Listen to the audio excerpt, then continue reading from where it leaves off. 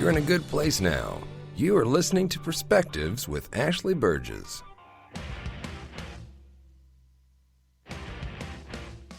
Welcome back live to Live Your True Life Perspectives, and I'm your host, Ashley Burgess. Today, I have a great show for you. Today, that'll be really great. We're gonna have a lot of good conversations today, and it seems like many of us are, well, honestly, stuck in our ways, and it seems like because we're stuck in our ways, we are caught with limited thoughts from other people. We actually catch the thought that we have limited thoughts because we see others. We get challenged by other people. We see their limiting thoughts. And other people's limiting thoughts and actions scream at us because we can see them from a mile away.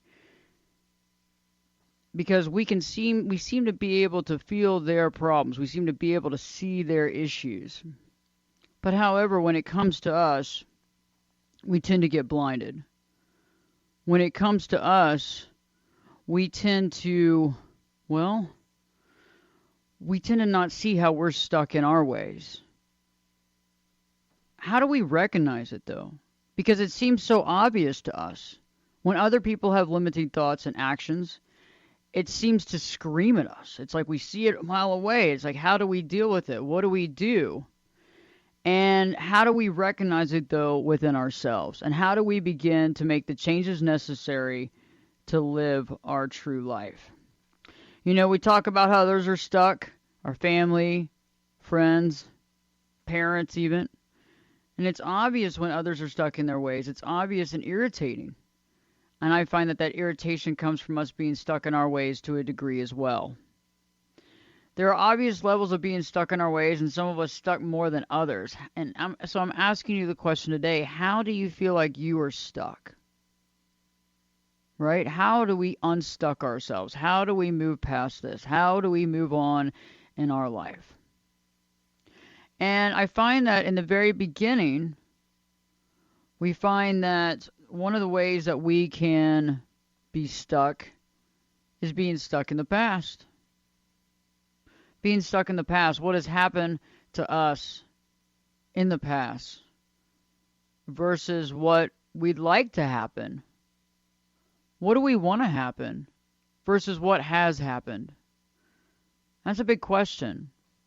Because when we're stuck in the past, we look at things from the perspective of, well, this hasn't happened for me before. I seem to be behind the 8 ball a lot. A lot of bad things have happened to me, or a lot of issues have happened to me. I seem to not get lucky, or I seem to have these types of struggles or problems, or I'm going to be struggling for the rest of my life, or I never got married, or I never had children, or whatever that looks like, or I've been divorced multiple times. So we start getting stuck because we see what we are based on our past, and we begin to define our life based on our past, right? That's stuck in our ways. What about being stuck with what other people told us? What about being stuck by what other people have taught us? What about that? What about that? Because I think that we can be stuck in our ways by multiple different things, right? We can be stuck in our ways on multiple levels.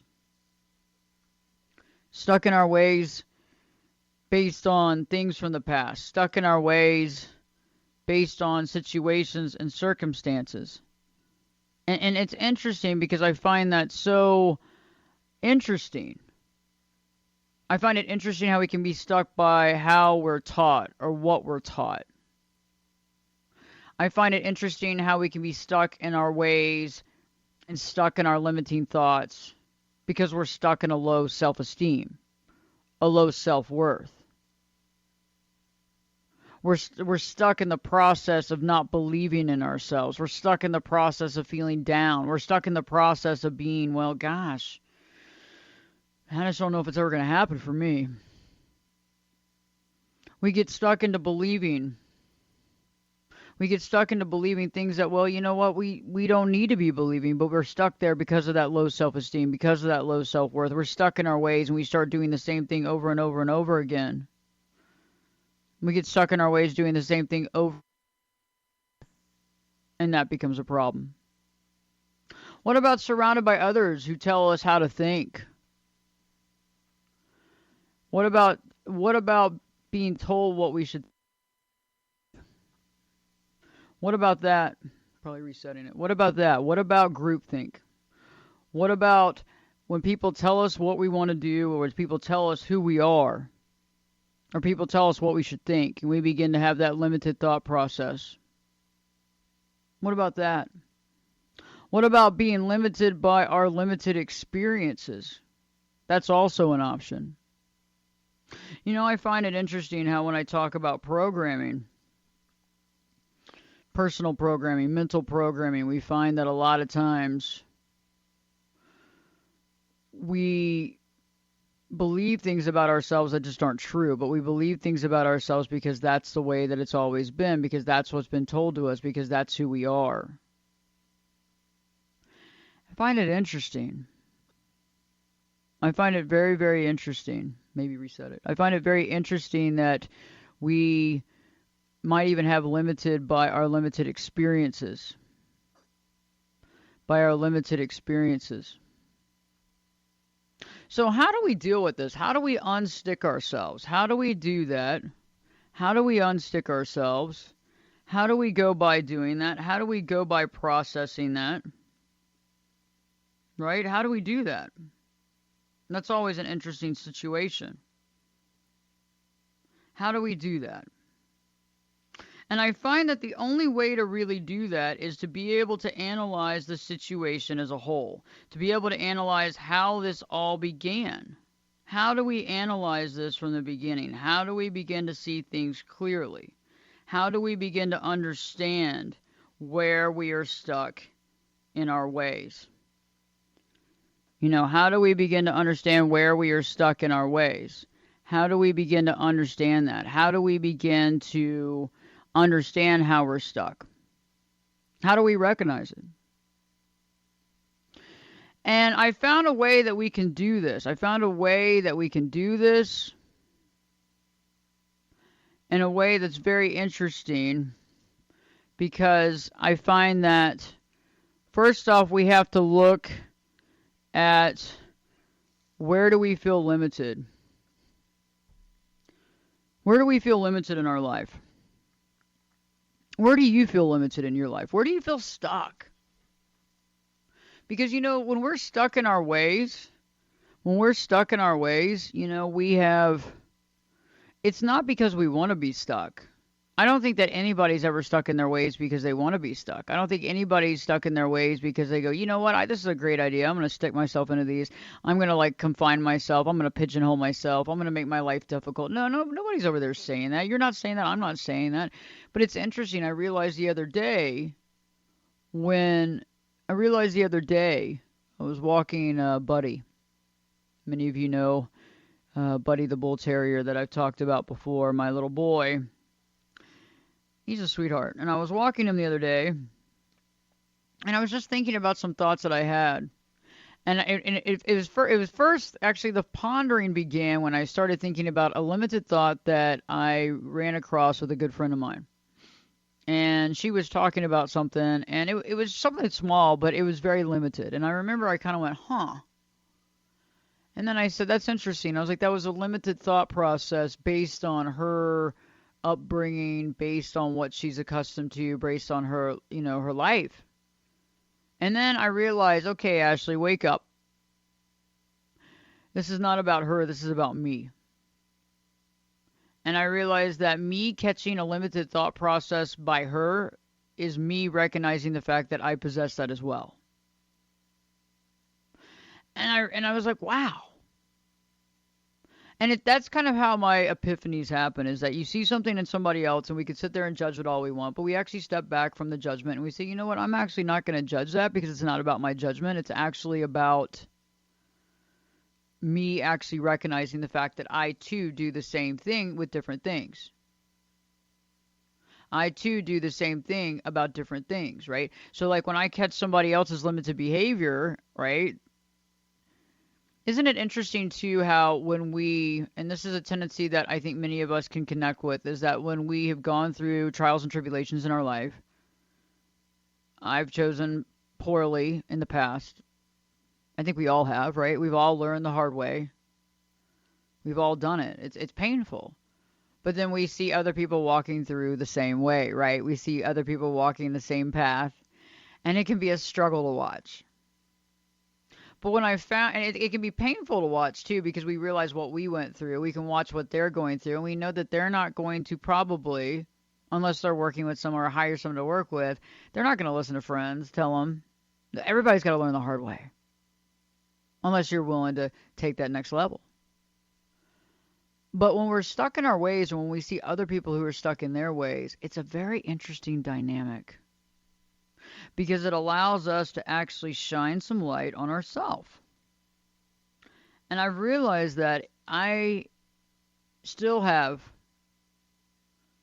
things that I have to accomplish. I still have thoughts and programming that I have to let go of. I still have set in my ways that I have to become aware of, that I have to get right with, that I have to move forward with, that I have to see myself clearly. And each and every time that someone shows me that they're set in their ways, I realize again that there's something else that I have to work on.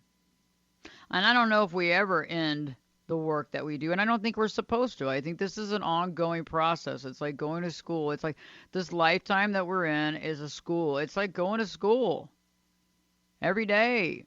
There's no way out. Can't show up late. Gotta go. Oh, can't take the day off. Oh my God, I'm just so tired of this. I'm so tired of it. No, it's like it's an everyday thing. It's something that we have to deal with every day. It's something that we have to go through every day of our life. And the quicker we are to accepting that, and the quicker we are to understanding that, the better it is. To me, it's just like, when you know what you're getting into and you accept the ramifications of it, it all works out. Okay, it wasn't in the brochure. Sorry. I need to create some life brochures, by the way. That would be a really long brochure. I don't know if everything would be in color. Maybe some would be black and white. I don't know. Maybe some in holographic. It's like, stuck in our ways. And we're going to be talking about this throughout today's show. And Dan is going to be joining us. Dan Nelson, our resident historian, will be joining us later on today as well. But we're going to be talking about this because how do we recognize it? How do we recognize it? We're going to talk about how we recognize it when we feel limited. When I feel like I'm isolated. When I feel like I'm overwhelmed. When I feel like I'm backed into a corner. When I feel helpless. When I feel hopeless. When I feel like there's no solution. When I feel fear. When I feel sadness or limitation. I know that there's something in my way. But what is it? There's something in my way. And I've realized that the something in my way usually is me. Okay? Just it is. Now, there's some people in our life that quite honestly, they just seem to always get in our way. And those are people that you got to really think about how much you want to spend time with these folks.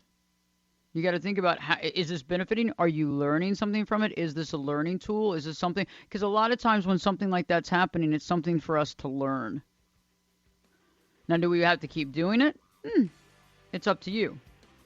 But that's what we actually have to think about. We have to actually ask those questions. So when I return, we're going to be talking more about how to recognize it, how to understand it, and how to get clear with it, and how to unstuck ourselves. Live Your True Life Perspectives with your host, me, Ashley Burgess, will be back in. I'll be back this time in 2 shakes.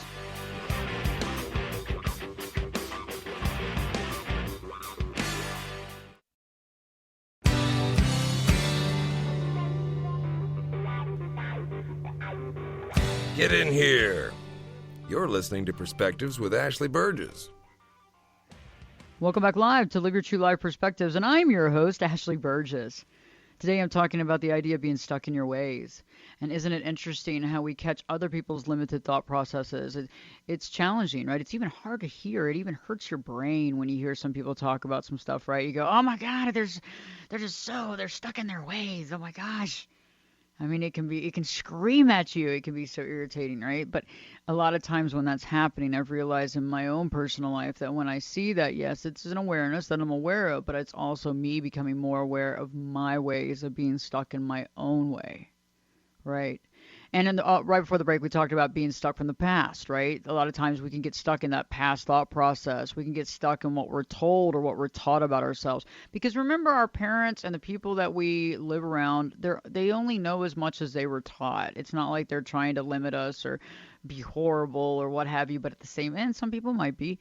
But for the majority, I think that many of us are just limited. If we're limited, we only know what we've been told. We've only known what we've been taught. I think a lot of times we've been stuck in a low self-esteem, low self-worth component where we find that we're doing things in our life that really is not helping us. We're in relationships that we don't need to be in. We're acting out in activities, or we're using substances or whatever that don't help us. We're around people that aren't raising us up, but quite the opposite. And so we find ourselves in this limited behavior based on our beliefs on how we're not good enough or we're not valuable enough. We might be surrounded by other people. We might be in a community that seems to be pulling you down. Or you might be surrounded by people who also have those same limiting beliefs, right? And so when they have those limiting beliefs, they believe in them too. And so when they're trying to do something to better themselves, they're not going to probably do it because they don't feel like it's ever going to work for them. And if you try to do something like that, they might sit there and naysay you or put you down, or don't even try, because I tried to do that before. It didn't work for me. Also, what about the limited experiences that we have?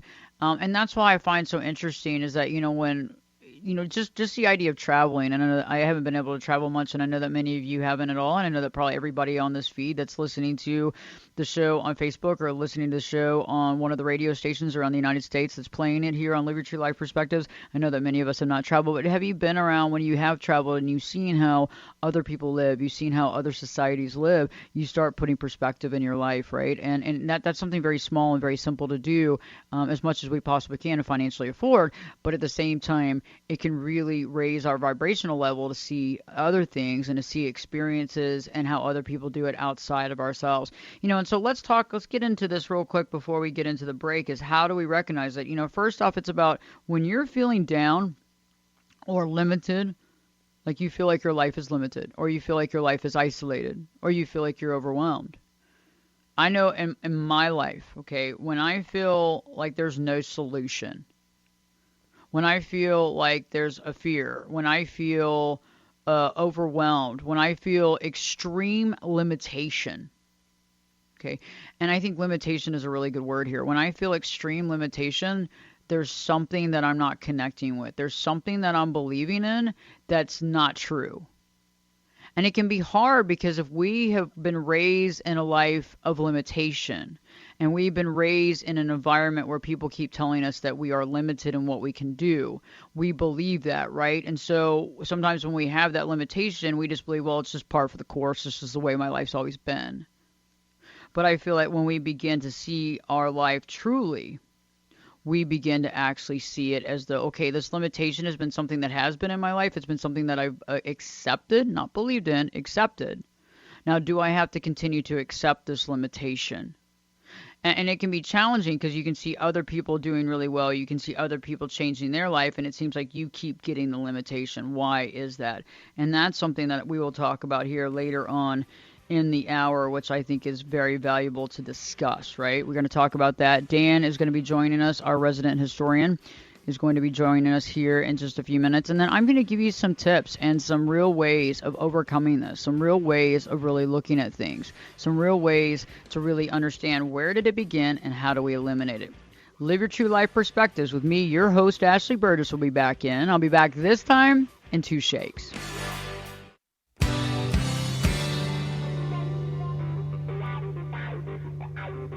Turn it up and jump in the Welcome deep back end live on to Live Your True Life Perspectives, and I'm your host, Ashley Burgess.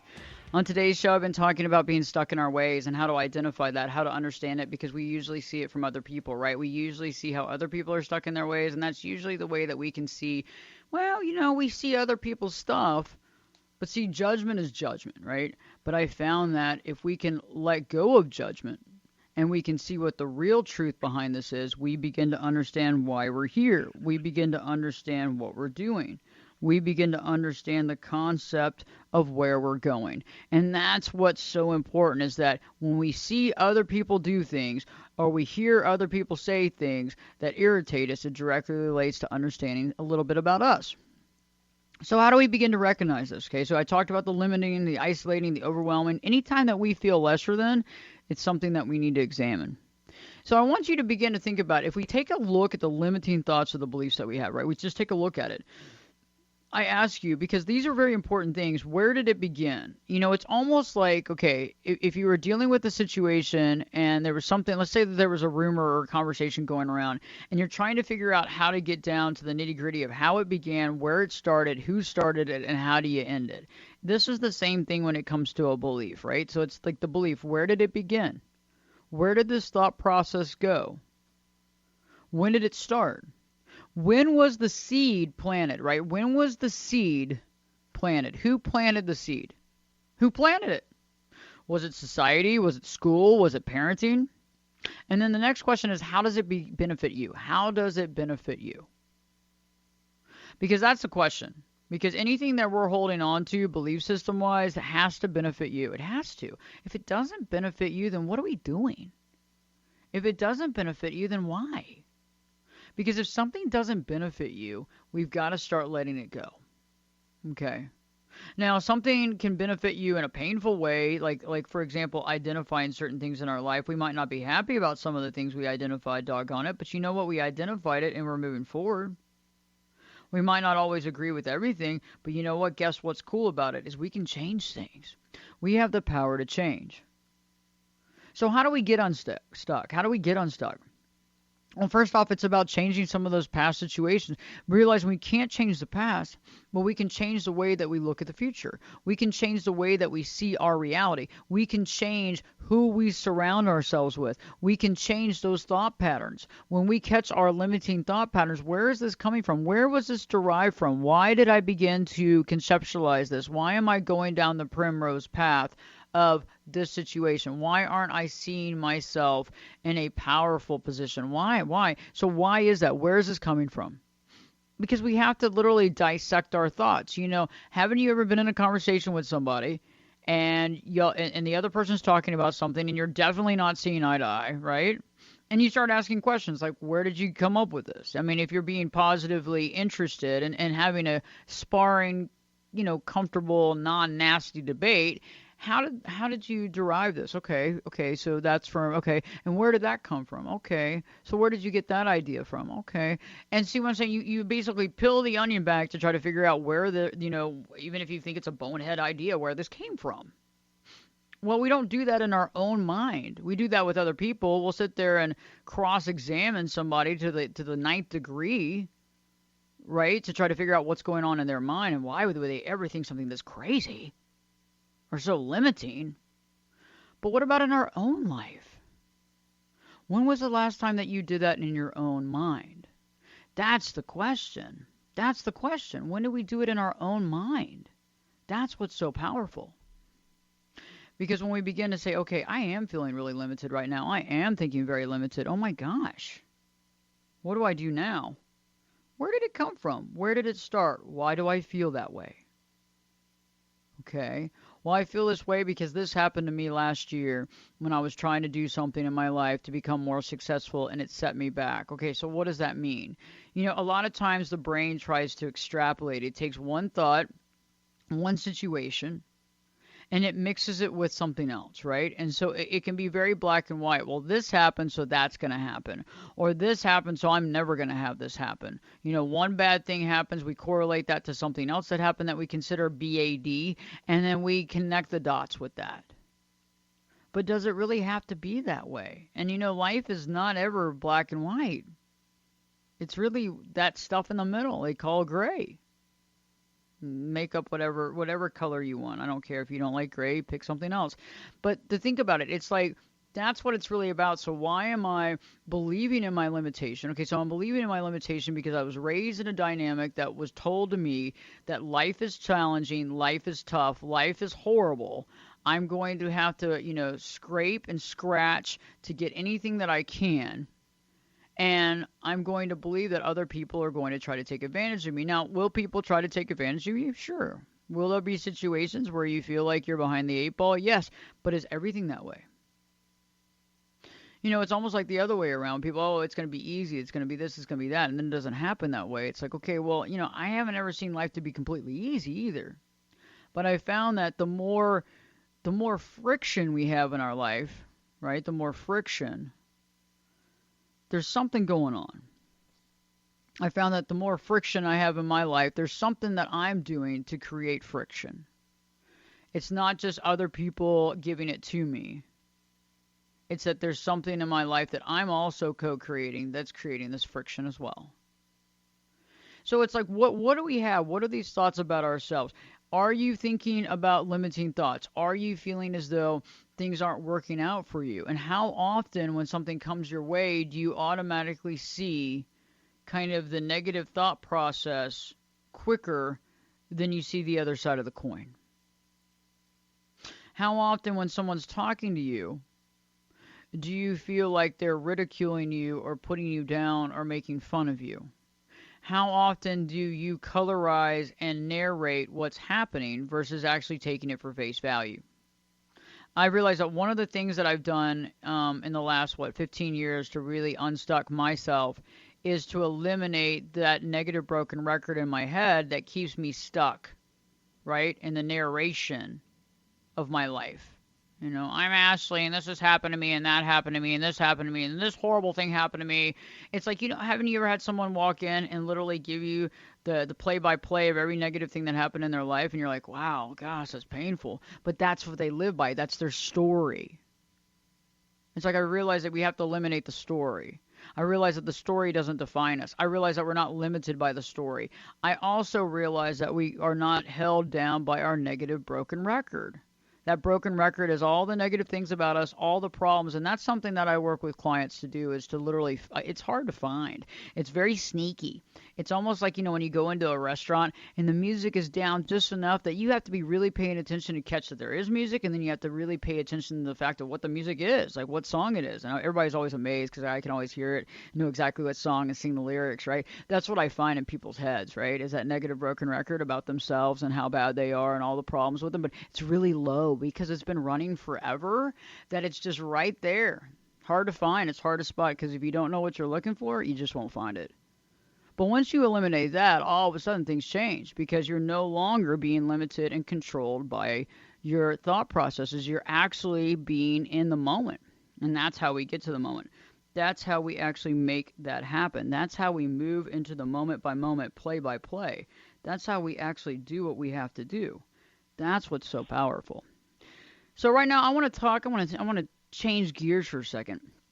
I want to talk about cool historical stuff. It's all about perspective. And again, a lot of times we can change our limiting thought process by learning about things and by educating ourselves on stuff that did happen in the past. It's always interesting to have a history lesson. And, I found one of the coolest historians ever, Dan Nelson. Dan Nelson is a genealogist that does this, and he actually helps you find your past and your family and the family tree and all the interesting stuff, and who knows who you might be related to.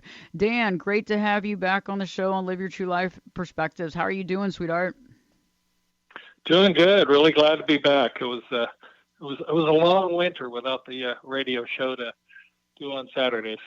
Well, I'm just glad to have you back. And it's interesting. I always get inspired by your stories. What do you have to share for us today? Well, this story is actually 366 years old, and a lot of these stories I share, they might be that old, but, they wrap up within a 5, 10, 20-year span. This story I came across in 2006, and it was still alive. So you have something that's bridged over 350 years of what occurred. And I updated this story in 2006, 2012, and the final update was 2016. So that's sort of the span of this. So what happened was, way back in 1655, a guy named William Payne, who was one of the original settlers of Massachusetts, he wrote in his will that he was going to leave 35 acres of seafront property at Ipswich, Massachusetts, for the benefit of the public school children, and saying that the land should never be sold or wasted. Now, you got to keep in mind, in 1655, when you looked at the ocean, you didn't say, wow, what great scenery. I can come hang out here on the weekends, and, build cottages and all that. Basically, it was cold. You couldn't farm it. Who needed it unless it was going to be a place to bring your goods ashore? So over time, obviously, we've acquired a different view of the seashore. So what this led to was 167 cottages were built that tenants lived in, and then that rent went to the school district to help these kids. So, it was a great idea, great program, and it generated $2.4 million over the last 25 years. That would have been the end of the 1900s into 2006. In 2006, the tenants filed a lawsuit, said, hey, they're increasing the rent too much. This is going to hurt us. We need some relief here. So they sort of all worked out a deal and went to court, and they said that why don't you sell this to us for $32 million? The school district will get $32 million, and we won't have to about rent increases anymore. Well, then people in the public interest said, well, first of all, that land's worth $41 million. Secondly, it was very clear in his will that he said it could not be sold. Well, the Attorney General of Massachusetts, she sort of overrode that, said that doesn't make sense, and we need to, disband the trust. And of course, there were people concerned. You just basically say, well, what this guy said, we're not going to do. Some 350 days or 350 years later. So they, had these lawsuits going back and forth, and basically saying, well, maybe it wasn't professionally managed and stuff. And just go back to the will, what it said was the reason he did this was there was a 1647 colonial law that required communities with more than 100 families to set up a grammar school to prepare students for admission to the College of Cambridge, which is Harvard College. It was just referred to that then, and to prepare young men for the ministry. So that was what he was sort of getting this set up for. It was like preparatory school almost. And so what his actual words were, I give unto the Free School of Ipswich the little neck of land, alt Ipswich, commonly known by the name of Geoffrey's Neck, for which is to be and remain to the benefit of the said school of Ipswich forever, as I have formerly intended, and therefore the land not to be sold or wasted. Well, when they went and took a look at it, there was accusations of mismanagement and stuff, and that really a lot of money hadn't gone to the schools. And here's the hitch. It turns out the trustees who were supposed to be taking care of things, they were renting the cottages at below market rents. They had no reason to raise rent. So when that sort of came out, it became a bigger driver to sell it. Of course, the school district would get the sale proceeds. They'd get the $32 million, and hopefully they could, invest that and stream it out. So in the end of the day, there was also $1 million erosion issue that, that by selling it, they didn't have to deal with. But at the end of the day, it was 2016. I finally got back the answer on where it was at, and it was sold to the residents. So, the question you sort of have here when you look at a will, all of us should have wills. And when you lay stuff out, do you say, okay, do what I said in my will, or judge my intent and decide later if my intent would have caused a different action to be taken? And that's sort of, the dilemma this created, but it was settled based on saying, oh, no, we need to judge the intent of the will, not what the will says. That's wild. What year was this? That was 1655. Wow. That was a long time ago. Yeah. And it sort of brings up a comparable story. I'm sitting in my mom's house, and there's a school that I went to, the grammar school's behind us here. And that school, when the land was given, the family that gave it said, as long as it's used as a school, if it's not used as a school, it reverts to the family. So probably in the town I grew up in, there was a dozen schools when I was a kid. It's down to 3. This one is not at all geographically centered, but they bust the kids in because the school district can't get any money by selling this school. It will go back to the family. So there's another example, not 350 years old, but probably 50 years old, if not at least 50 years old, probably 60 years, that somebody's intent in their will still having an effect on how the land's used today. That's awesome. Dan, it's been great to have you on the show. I can't wait to hear what you have to tell us next week as well. And when we return, we'll be talking more about these limited thought processes, how to make these changes in our life, how to recognize it, how to become more mindful, and things you can do right now to be more powerful in your life. Stay tuned, because Live Your True Life Perspectives with your host, me, Ashley Burgess, will be back in. Well, you know it. I'll be back this time in 2 shades.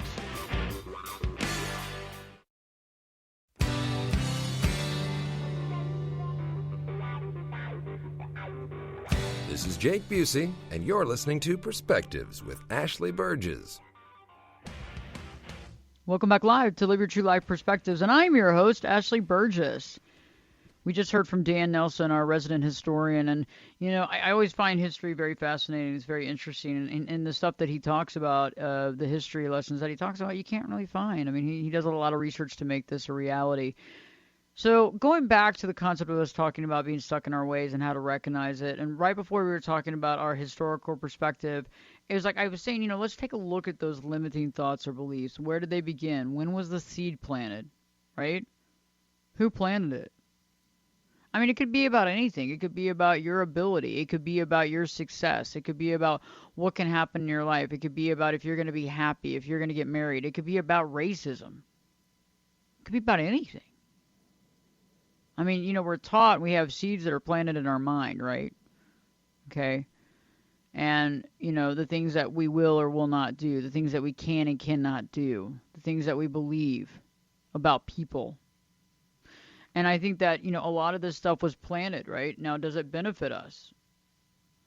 Did the planting of the seed, does this benefit us, or is this something that we need to let go of? Is this something that we need to dig out? Is this a weed that we need to let go of? That has served its purpose at one point in time, that no longer serves our purpose because we're beginning to understand who we are. Every time we eliminate a limiting belief and a limited thought, we become more and more who we become. We become more and more us. We become more and more authentic. We become more and more real. So I'm asking you, how often do you catch others with their limiting thoughts? Okay, that's the question. I'm sure some of you say every day and twice on Sunday. You catch it all the time. How often do we identify and catch the fact, okay, this is waking us up to the fact that there's something within me that I need to be aware of? How often do the limiting thoughts of others irritate you? Because I've realized that sometimes when things irritate me, it's a direct response that there's something similar, or there's something that I have to deal with. It could be very different. It could be very different, like a mirroring situation where it looks completely opposite. It's almost like a funhouse mirror, but there's something there. How often do you identify any thoughts that are holding you back or not at your highest level? How often are you being super mindful where you can catch when you start identifying yourself and your life with thoughts that are holding you back? How often do you catch those limiting thoughts? How often do you catch them in action? Because I found that if you can catch them in action, because what happens is sometimes we don't catch the thought. Sometimes we just catch the action. Like instead of doing something that we should be doing, we don't do it because we go on and concede the fact that it's not going to work anyway. It's like not applying for that job that we think we could apply for, but somebody else is going to get it because you know what? Last time I did, I applied, I didn't get it. So why am I even going to bother this time? What are some of the areas of your life that you don't feel good about or you feel held back? Identify those. What are some of the areas that you feel maybe not good enough or feel held back?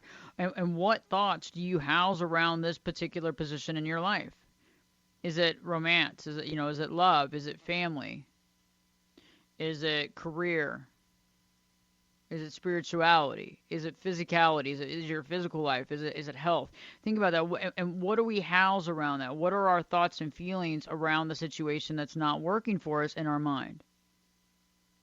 And the last thing is I want you to start being super mindful, because in order to catch these limiting thoughts, we have to catch, the connection between us catching other people's limiting thoughts. We have to be able to catch our actions that are actually we're the actions that we're doing based on the limiting thoughts that might be a little undercover. And we have to be literally focused enough and aware enough to catch those thoughts and what the impact of those thoughts are so we can begin to change them. This is the way that we can make changes in our life. This is the way that we can become more and more ourselves, away from the stuff that no longer serves us, away from the things that no longer benefits us, and the things that actually makes us a whole well-rounded person who is actually able to live their true life. If you haven't already, please check out the YouTube channel. We have a YouTube channel here. It's just under my name, Ashley Burgess, Berges. Nothing fun and crazy, cute little comment. We could have come up with a cool little phrase, but we just used my name. So go to Ashley, Berges on YouTube. You can check out the two websites at ashleyburgess.com or the 10-day challenge, the and the number 10daychallenge.com. And so check those out. We put out new video content every week on YouTube. If you'd like to work with me, you can definitely reach out on ashleyburgess.com. You can click on coaching sessions, and you can set up a time to meet with me ASAP.